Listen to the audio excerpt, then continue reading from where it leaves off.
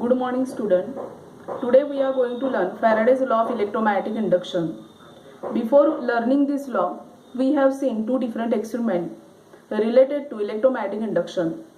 First experiment is that when we rotate conducting wire and bar magnet is placed below that, then due to rotation of the conducting wire, current is produced in the conducting wire, and galvanometer which is attached to the conducting wire, it shows the deflection. This is because of when we rotate the conducting wire, then there is a change in magnetic field, and due to change in magnetic field, current is produced in the conducting wire. That is, due to change in magnetic field, current is produced. It is Faraday's law of electromagnetic induction. Now next experiment is, we have taken solenoid coil, it is connected to the battery, and copper coil is taken which is connected to galvanometer. When we pass the current through solenoid coil, then the galvanometer which is attached to the copper coil, it shows the deflection. When we switch off the current, then the pointer of galvanometer shows zero deflection. Then when we displace the solenoid coil, when we pass the current in the solenoid coil and displace it, that is move it vertically, that is laterally up and down, then copper coil which is placed near to it, it shows the galvanometer which is attached to the copper coil shows the deflection. That is, current is produced in the copper coil which is placed near to it. When we pass the current in the solenoid coil and displace it or move it longitudinally, that is in horizontal direction, then current is produced in the copper coil which is placed near to it. So galvanometer shows the deflection. This is because of why current is produced in the copper coil. This is because when we pass the current in the solenoid coil, then there is a change in magnetic field. When we displace it or move it laterally, longitudinally, then magnetic field which is produced around the solenoid coil due to current, it changes, and due to that current is produced in another copper coil which is placed near to it. Then when we change the current in the solenoid coil, also current is produced in the copper coil. So these are the experiments we have seen related to electromagnetic induction. Then scientist Michael Faraday performed these experiments to prove that the magnetic field, when we change the magnetic field, current is automatically produced. So what is the statement of Faraday's law of electromagnetic induction? You can see here the statement of Faraday's law of electromagnetic induction is that whenever the number of magnetic lines of force passing through coil changes, whenever the number of magnetic lines of force passing through coil changes, current is induced in the coil. That is, current is produced in the coil. It is called as Faraday's electromagnetic induction or Faraday's law of electromagnetic induction. That is, whenever number of magnetic lines of force is nothing but magnetic field. That is, these two things are same. Magnetic lines of force or magnetic field, both are same. Whenever number of magnetic lines of force changes, then current is induced in the coil. That is, current is produced in another coil. It is called as Faraday's law of electromagnetic induction.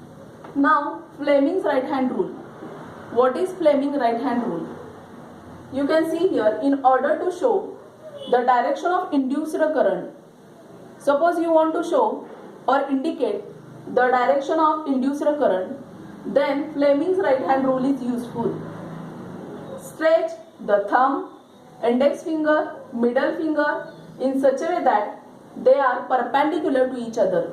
That is, they are making angle with each other 90 degree. That is, you can see here, your right hand. You have to stretch these three fingers in such a way that they are making angle 90 degree with each other. Then in this position, thumb indicates the direction of motion of conductor. That is, this thumb indicates direction of motion of conductor.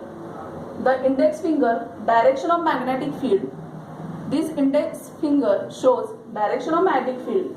Middle finger shows direction of induced current. The middle finger shows the direction of induced current. So this is known as Fleming's right hand rule. You have to draw these two diagrams in exam also. That is, thumb indicate motion of conductor, then index finger shows the direction of magnetic field, and middle finger shows the direction of induced current. You can see here in this diagram also, thumb motion of conductor, index finger direction of magnetic field, and direction of induced current is shown by middle finger. You can see here one word, induced. Induced current means without any battery or without any external electric supply, current is produced. It is called as a induced. Induced current means due to another coil, current is produced. It is called as induced current. So, Fleming right hand rule, you have to remember this Fleming right hand rule. What thumb indicate, what middle finger indicate, and what index finger indicate. Now, when you see on page number 58, the introduction to scientists, that part is present. That is, Michael Faraday was an experimental scientist. He was not formally educated. Just look at this point. He is not educated. Still, he has invented such a laws. Teenage age, Michael started working in book binding shop. That is, he worked in book binding shop, and Humphrey Davy appointed him as a laboratory assistant in Royal Society or Royal Institute of London. This institute is very famous for the scientists, Royal Institute of London. So you can see here, Humphrey Davy, scientist Humphrey Davy appointed him as a laboratory assistant. There he discovered the laws of electromagnetic induction. So many universities offered him honorary degrees. That is, many universities tried to give him degrees, but he rejected or refused to accept such honors. That is, this scientist has refused to accept such honors.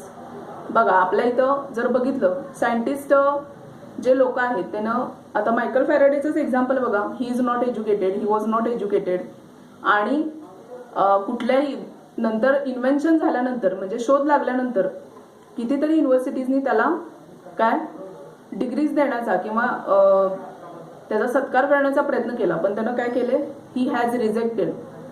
म्हणजे बघा, आपल्या इथं बघा, सत्कार व्हावा म्हणून प्रयत्न करतात, हां माझा करा माझा करा, पण तसं सायंटिस्टचं नाही आहे, लक्षात घ्या. तर त्यांचं काय आहे की काही सायंटिस्टनी तर नोबेल प्राइज सुद्धा घेतलेलं नाही आहे, because they invented the laws and they invented the new things for the well beings or well kind of human beings. म्हणजे लोकांचं कल्याण करण्यासाठी त्यांचे शोध असतात. त्यामुळे त्यांना कुठल्याही प्रतिष्ठेची, म्हणजे मला प्रतिष्ठा मिळावी, माझ्या गळ्यात माळ पडावी आणि मग मला हे सगळं मिळावं, असं त्यांची कोणतीही अपेक्षा नसते. फक्त ते इन्व्हेन्शन करतात कारण लोकांचं काहीतरी कल्याण व्हावं ह्या अपेक्षेनं.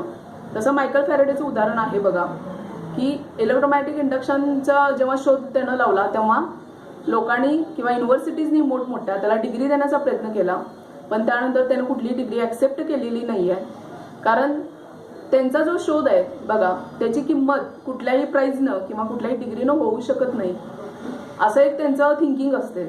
सायंटिस्ट लोक कधी लाईमलाईट किंवा कुठल्याही प्रकाश स्वतः येत नाहीत, कारण त्यांना जे काही शोध लावायचे असतात ते फक्त लोकांच्या कल्याणासाठी, या दृष्टीनं ती रात्रंदिवस प्रयत्न करत असतात की माझा सत्कार व्हावा, मग मला इथं बोलवावं प्रमुख पाहुणे म्हणून, किंवा आणखी काही माझ्या बाबतीत व्हावं, अशी त्यांची कुठलीही अपेक्षा नसते.